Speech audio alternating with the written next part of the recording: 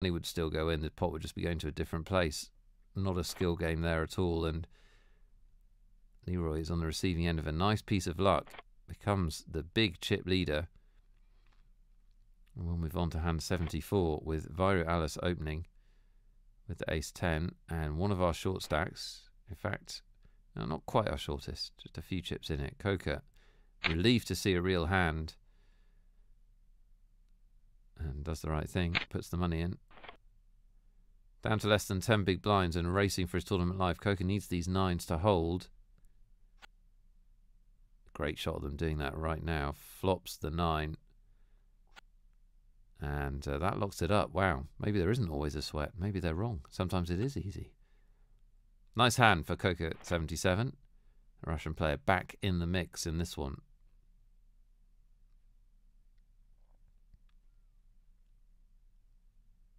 Same blind level, same players. And Frankie now super short stacked. He's got himself into that horrible situation where he's kind of hoping that two of the others get involved in a big pot and he can jump up the money. It's going to be tough for him to fight back from where he is. Leroy, our chip leader, will set Nick all in. It's a pretty decent move. He's not going to get called very often, especially with the money jumps the way they are. Just one of those weird occasions when Nick happens to have a really strong hand, but I think he'd fold quite a lot there. Well, it's not done and dusted, is it? Flush draw for Leroy. Nick now with a sweat. And a 4, so another 4 would do it as well. There's another 4. Well, Leroy's pulling cards from left and right exactly when he needs them. Nick will be desperately disappointed not to get those 10s home. And that is the end of the Belarusian with the awesome name. Well done. 6th place for him and $44,600. Swelling his bank account and leaving us 5-handed. One more to lose before they make that big deal. That's the real bubble in poker, isn't it? If you're the bubble before the deal in a tournament. It looks like it's going to be Frankie in a dominated situation here. Very short stacked. Down to critical levels and needs to get out of jail in this hand and then double up 2 or 3 more times.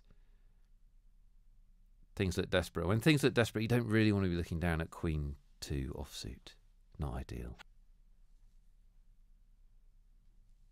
Well, really tough now. Just a Queen will get him home. And the 3 of clubs changes nothing. Viru will ship this smallish pot and knock Frankie 0.54 out of the tournament. The Canadian has played a great event. 5th place is good for $58,900. And we are 4-handed.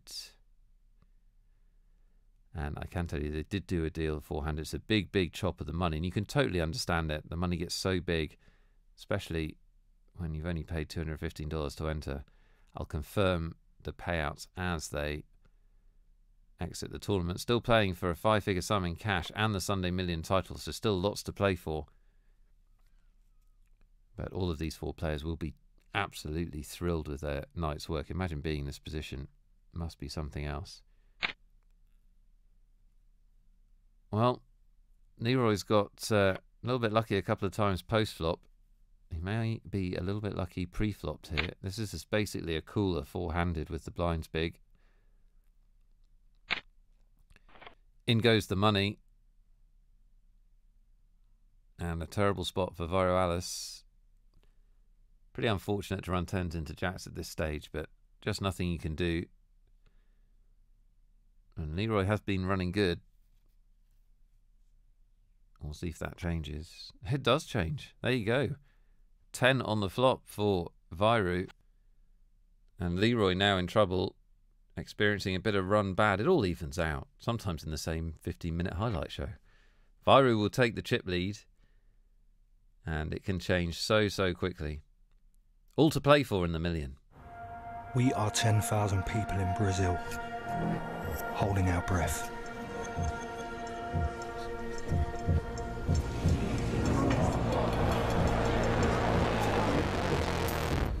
We are alone.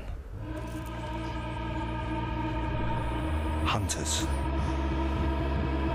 Hunted. committed, blessed, calm. We are all in. We are poker.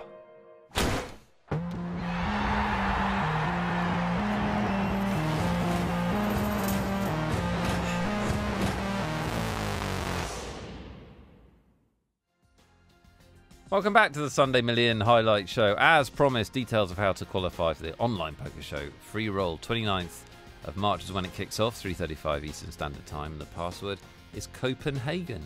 Copenhagen.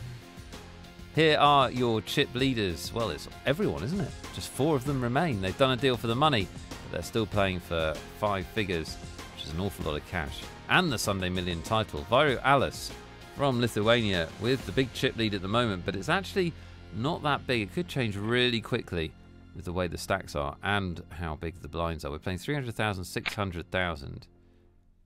So he's pretty comfortable, but the others are a little bit short. This is a nice situation in hand 108 for the exotically named Kaltrapov. Has a big hand against a button raise. Decides to make a small re-raise. Slightly surprised didn't just shove. But maybe he knows his man. Maybe he knows that Vairo Alice will shove with a lot worse hands. He can induce him. That's certainly how it's played out. Whether it was luck or planning, we'll give him credit. Kaltrapov has got the money in good. Needs it to hold, though. That 6 gives Vairo a couple more outs. Safely through the turn. Just needs them to hold the river, which they do, and that's a nice sized pot. And as you can see, one reversal and the chip stacks look very different. That's really closed things up. On we go. Hand 114 is still 4-handed.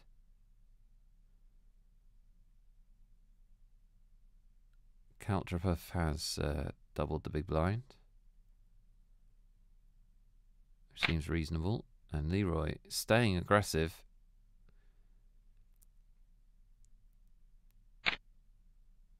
It's a pretty nice spot, isn't it, for Coker? He'll have seen Leroy 3-bet more than once already, you think, and no hesitation in getting it in with the 8s. Could he even get 2 folds? Well, there's a lot of money in the pot now. I think Leroy will feel compelled to call. It's about 5 million to win about, well, I think it's 12, 13 million. So, yeah, he does make the call. And a nice flop for the 8s. Coker's tournament life is at stake. Fades the turn.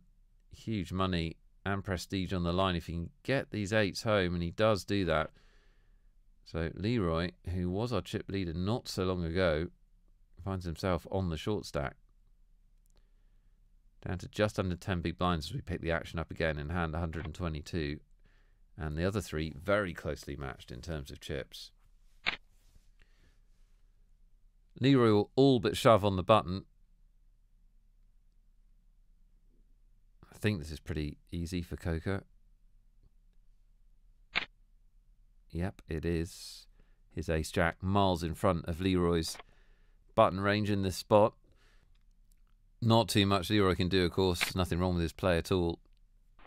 He's on the button with 10 big blinds. What are you going to do? Well, he needs to get lucky now. And I think that qualifies. 6 on the flop. He's been a bit of a wizard after the money's gone in, Leroy. Can he get himself out of a jam again? Looks that way. He does. He doubles up, stays alive. Coker will be really mortified by that. It doesn't look like a big deal, but such a big difference between having that money in his stack and now being kind of the joint short stack.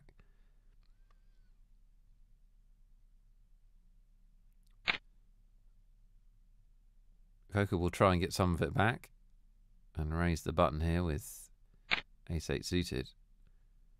3-bet from Vairo is pretty aggressive.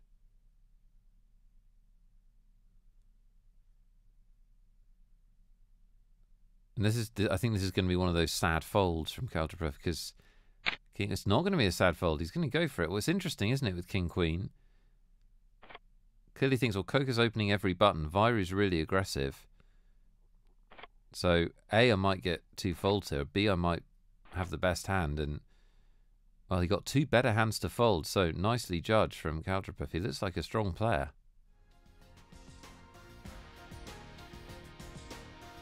Confirmation of how we stand after 123 hands at this final table. Kaltropov from Spain has vaulted into the lead. I think for the first time. Things would change over the next few hands. Coker 77 would escalate his chip stat to second place. Not so long ago he was the short stack. It really is up and down, and one of those final tables where I think things are being mostly dictated by the cards, because the chip stacks are pretty short at the moment. 3-bet from Kaltropov, as you'd expect with the aces.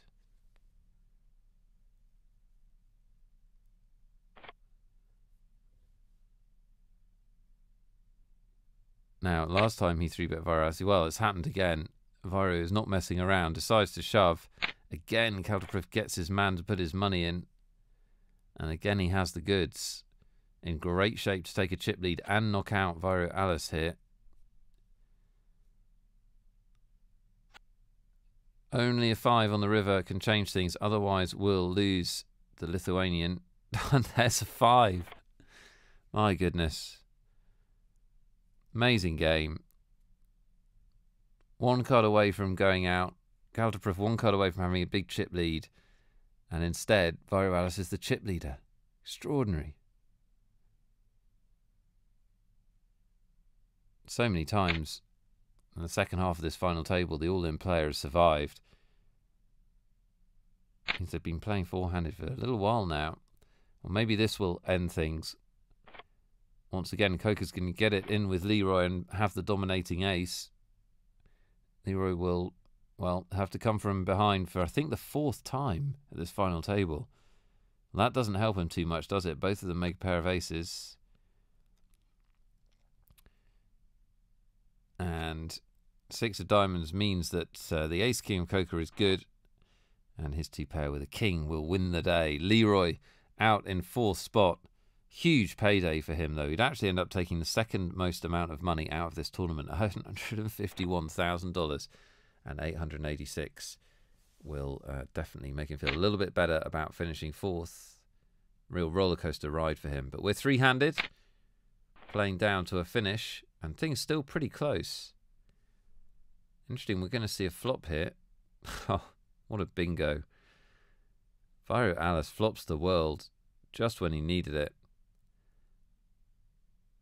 And it's tough for Coker, because this is not the worst flop in the world for him, is it? With the flush draw and effectively second pair to the board with the 9s. He also knows that his opponent is aggressive, so I think Coker might be thinking about getting the money in here. Different ways to play it. There's 5 million in the middle. They've both got a lot of money behind. Coker will start by betting.